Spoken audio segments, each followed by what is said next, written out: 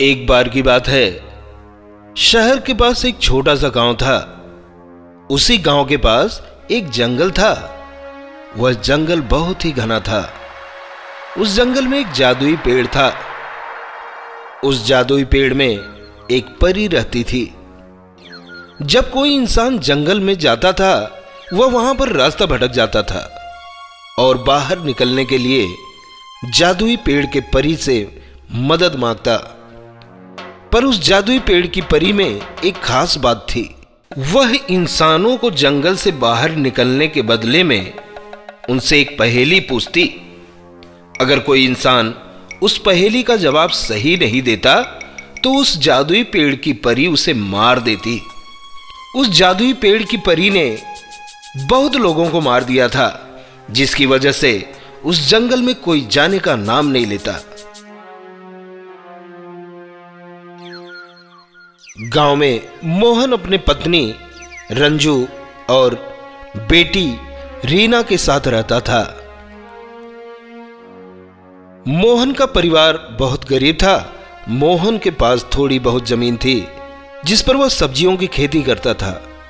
एक बार की बात है, बारिश न होने की वजह से मोहन के सब्जियों के खेत में सूखा पड़ जाता है और सारी सब्जियां नष्ट हो जाती हैं, जिससे मोहन के घर की हालत बिगड़ जाती है। इस बार तो बिल्कुल भी बारिश नहीं हो रही। पता नहीं इस बार घर का खर्चा कैसे चलेगा। अरे खाने तक के लिए पैसे नहीं हैं।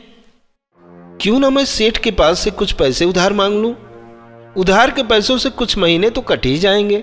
पर सेठ को पैसे वापस कैसे करोगे? अगर वक्त पर पैसे जमा नहीं किए तो सेठ हमारा यह छोटा सा घर भी हमसे छीन लेगा। इस मौसम में तो सब्जियां नहीं होंगी। ठंडक के मौसम में सब्जियों की खेती करनी पड़ेगी, पर तब तक मुझे कोई दूसरा काम ढूंढना पड़ेगा। हाँ, पर इस गर्मी में क्या काम करोगे? क्यों ना मैं जंगल से लकड़ियां काट कर बेच दूं। थोड़े बहुत तो पैसे मिल ही जाएंगे। हाँ, सही कहते हो, पर वह जंगल तो बहुत घना है और मैंने सुना है कि उस जंगल में एक जादुई पेड़ भी है जिसमें परी रहती है। जो लोग रास्ता भटक जाते हैं तो वह परी उस जंगल से बाहर निकालने के लिए पहेली पूछती है और गलत जवाब देने पर उन्हें मार देती है। हाँ, मैंने भी सुना है, पर हमारे पास और कोई रास्ता नहीं है। मैं कल ही सेठ के पास पैसे मांगने जाऊंगा और रास्ते में जंगल से लकड़ियां भी काट लाऊंगा। अगली सुबह मोहन कुल्हाड़ी लेकर निकल जाता है। मोहन पहले सेठ के पास जाता है। सेठ जी, इस बार सब्जियों की खेती बर्बाद हो गई है। कृपया करके आप मुझे कुछ पैसे उधार दे दीजिए, जिससे मेरे घर का खर्चा चल सके। मैं जल्दी ही आपके सारे पैसे वापस कर दूंगा। अरे भाग जा यहां से। सुबह सुबह मुंह उठाकर चला आया पैसे लेने। सेठ जी को रहम कर दीजिए, मैं आपके पूरे पैसे सूद समेत वापस कर दूंगा। ठीक है, मैं तुम्हें पैसे दे दूंगा, पर तुझे अपनी खेती मुझे देनी होगी। मैं तेरे खेत के दुगने पैसे दूंगा। बोल, देगा अपना खेत? खेत सेठ जी, मेरे घर का खर्चा खेत से निकलता है। अगर मैं वह खेत आपको दे दूंगा तो मेरे पास कुछ भी नहीं बचेगा। तो भाग जा यहां से, बड़ा आया पैसा मांगने। मोहन उदास होकर वहां से चला जाता है और रास्ते में उसे एक कुल्हाड़ी मिलता है। वह उसे उठा लेता है। अरे वाह, अब इस कुल्हाड़ी की मदद से मैं जंगल में लकड़ियां काट सकूंगा। यह बोलकर मोहन जंगल की तरफ जाता है, पर रास्ते में एक बड़ा सा गड्ढा पड़ता है। मोहन इस गड्ढे को नहीं देख पाता और उसमें गिर जाता है और उसे बहुत चोट आती है। मोहन का एक हाथ टूट जाता है। वह जैसे तैसे करके वह कुल्हाड़ी लेकर अपने घर पहुंचता है। अरे रंजू, जल्दी आओ। मोहन की आवाज सुनकर रंजू दौड़ते हुए उसके पास आती है और मोहन की हालत देखकर रोने लगती है। अरे यह क्या हो गया? इतनी चोट कैसे आई? रंजू जल्दी से मोहन को एक चारपाई पर लेटा देती है। उसके लिए पानी लेकर आती है। ये लो पानी पियो और बताओ यह सब कैसे हुआ। मोहन सारी बात रंजू को बताता है। हे भगवान, घर में खाने तक को कुछ नहीं है और अब तो मेरा हाथ भी टूट गया है। अब मैं कोई काम भी नहीं कर सकूंगा। रीना अपने माता पिता की सारी बातें सुनती है। पिताजी तो अब कोई काम नहीं कर सकते और माँ पूरा दिन पिताजी के पास रहती है। अब मुझे ही कुछ करना पड़ेगा अपने परिवार के लिए। क्यों ना मैं ही जंगल से लकड़ियाँ काट कर बाजार में बेच दूं, जिससे कुछ पैसे मिल जाएंगे और खाने के लिए कुछ मिल जाएगा। यह सोचकर रीना अपने पिता की कुल्हाड़ी लेकर जंगल की ओर निकल जाती है। जंगल में कुछ दूर चलने पर उसे डर लगने लगता है और वह घबराहट में रास्ता भूल जाती है। कुछ देर बाद रीना जंगल के बहुत अंदर पहुंच जाती है। हे भगवान, मेरी मदद करो, मैं इस जंगल में फंस चुकी हूँ। बाहर निकलने का कोई रास्ता भी नहीं दिखाई दे रहा। कुछ दूर जाने के बाद रीना को एक पेड़ से रोशनी दिखाई देती है। यह वही जादुई पेड़ होता है, पर रीना को उस पेड़ के बारे में कुछ पता नहीं होता। लगता है इस पेड़ के पास से ही बाहर जाने का रास्ता है। रीना उस पेड़ के पास जाती है, तभी वहां एक बुढ़िया आ जाती है। बुढ़िया दादी, मैं इस जंगल में रास्ता भटक गई हूँ। क्या आप मुझे बता सकती हैं कि इस पेड़ के अंदर से मैं इस जंगल से बाहर निकल सकती हूँ? हाँ बिल्कुल, यह एक जादुई पेड़ है। इस पेड़ के अंदर से ही इस जंगल से बाहर जाने का रास्ता है। पर एक बात ध्यान रखना, इस जादुई पेड़ के अंदर एक परी रहती है।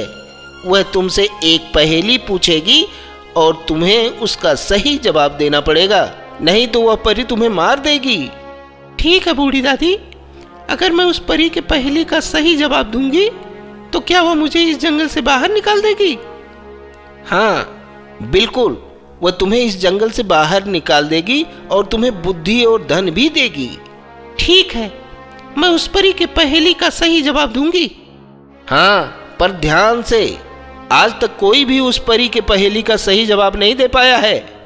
मैं अपनी पूरी कोशिश करूंगी इस जंगल से बाहर निकल जाऊं। मेरे माता पिता मेरा इंतजार कर रहे होंगे।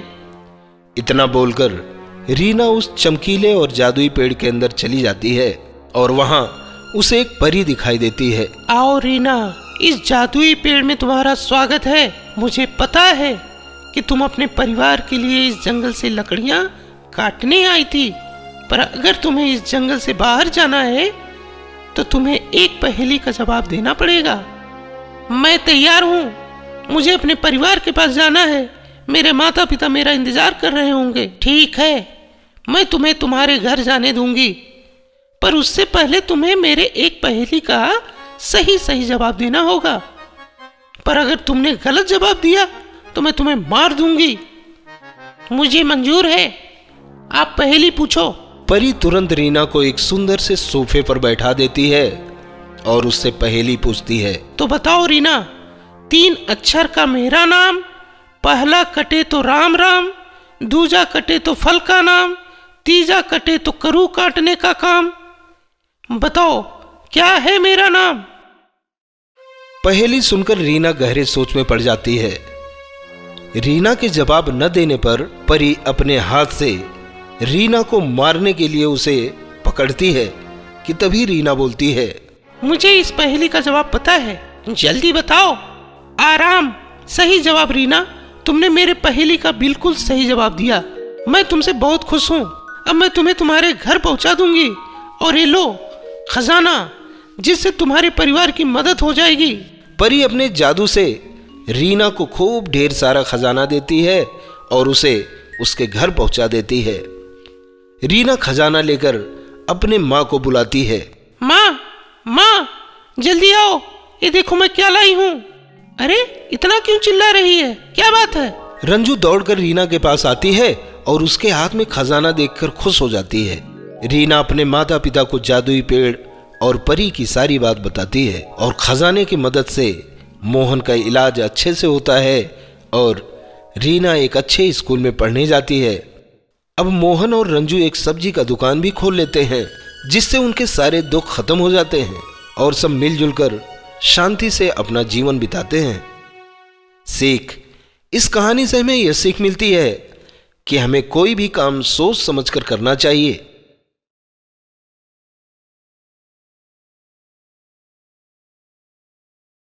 बहुत समय पहले शिवगढ़ नाम का एक गांव हुआ करता था।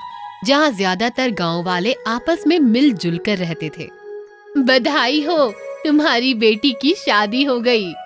तुम्हें भी बधाई हो, तुम्हारे बेटे की बिजली विभाग में सरकारी नौकरी लग गई। इस बार हमारे मक्के की खेती बहुत अच्छी हुई है। हमारी गेहूं की खेती से भी हमें बहुत अच्छा मुनाफा हुआ।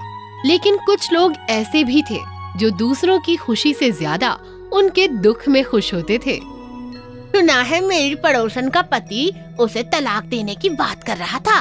ये तो कुछ भी नहीं, मेरे नए पड़ोसी के घर रात को 3 बजे तक लड़ाई हो रही थी। मुझे तो वो सब सुनने में इतना मजा आ रहा था कि मैं रात को 3 बजे तक जागती रही। इस बार मेरे पड़ोसी की सारी फसल में कीड़े लग गए और मेरे पड़ोसी की फसल तो इतनी खराब क्वालिटी की हुई है कि मुनाफा तो छोड़ो, उसको तो मेहनताना भी पूरा नहीं हो सका। उन बुरे लोगों में से एक ही थी पूनम आंटी और उनकी बेटी पूजा। वो दोनों हमेशा दूसरों को दुख में देखकर बहुत खुश होती थीं। शादी में सब लोग मेरी साड़ी की तारीफ कर रहे थे और तेरी बुआ की साड़ी पर तो किसी ने ध्यान ही नहीं दिया। शादी में दुल्हन ने इतना मेकअप किया हुआ था, फिर भी मैं उससे ज्यादा सुंदर लग रही थी। उन्हीं के गांव में सपना नाम की एक 24 साल की लड़की रहती थी, जिसकी बहुत कोशिशों के बाद भी शादी नहीं हो पा रही थी। पूजा और उसकी माँ पूनम इस बात को लेकर उसका बहुत मजाक उड़ाती थी। दूसरी लड़कियों का तो दूल्हा घोड़े पर बैठकर आता है, लेकिन लगता है इस सपना का दूल्हा कछुए पर बैठकर आएगा और 10-12 साल में तो पहुंच ही जाएगा। सपना इस सब से बहुत दुखी होती थी। ये सब सही कहते हैं, शायद मेरी शादी कभी नहीं होगी। ऐसे ही जब हमेशा की तरह पूजा और उसकी मम्मी ने एक बार फिर सपना का मजाक उड़ाया तो वो रोने लगी।